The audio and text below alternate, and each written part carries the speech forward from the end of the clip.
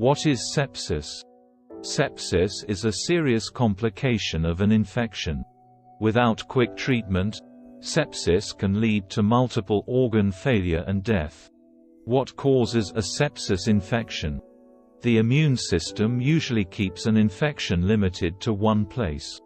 This is called a localized infection.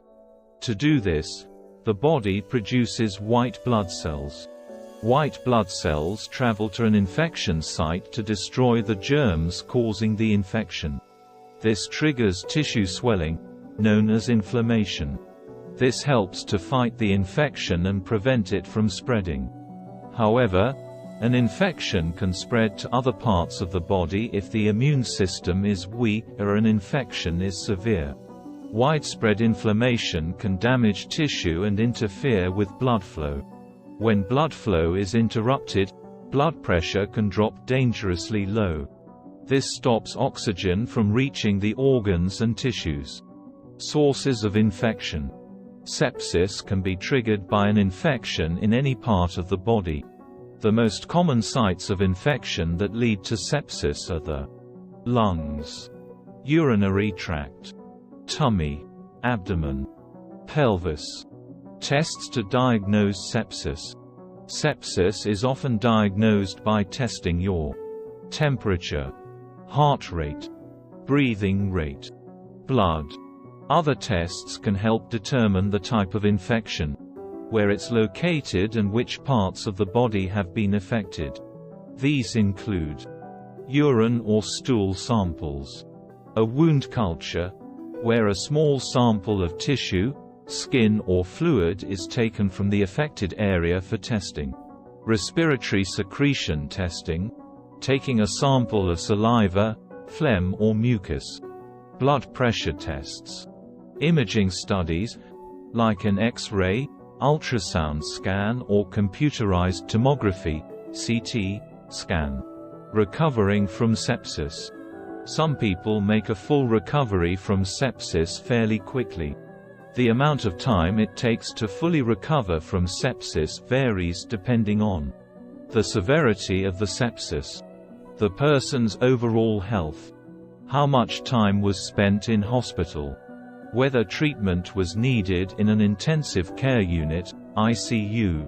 Symptoms of sepsis. Sepsis can cause a variety of symptoms. Sepsis symptoms in children under 5. Difficulty breathing. This looks like hard work. Grunting with every breath. A baby that's floppy.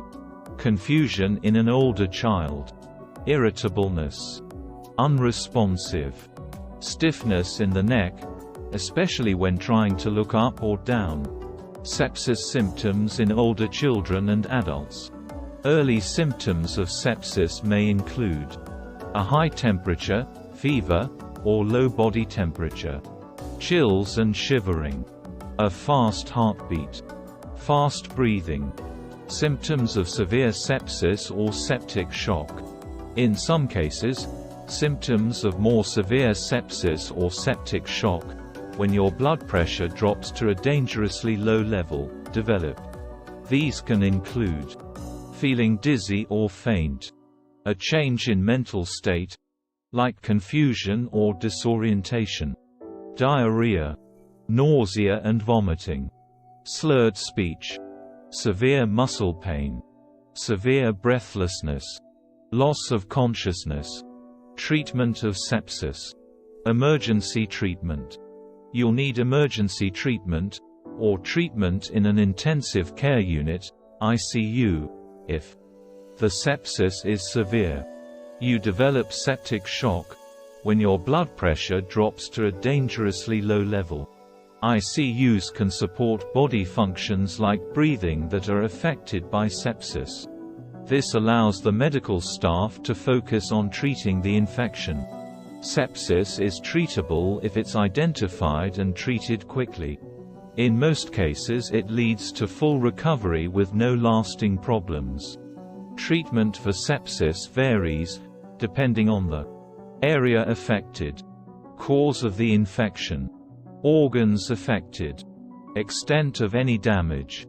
If you have the early signs of sepsis, you'll usually be referred to hospital. You'll then be given a diagnosis and treatment. Antibiotics. The main treatment for sepsis, severe sepsis or septic shock, is antibiotics.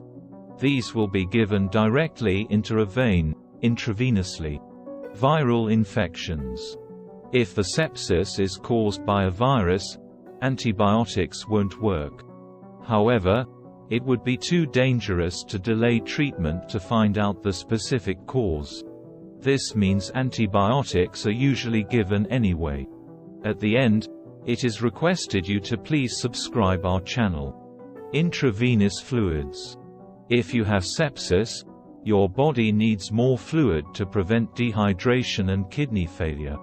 If you have severe sepsis or septic shock, you'll usually be given fluids intravenously for the first 24 to 48 hours. Oxygen.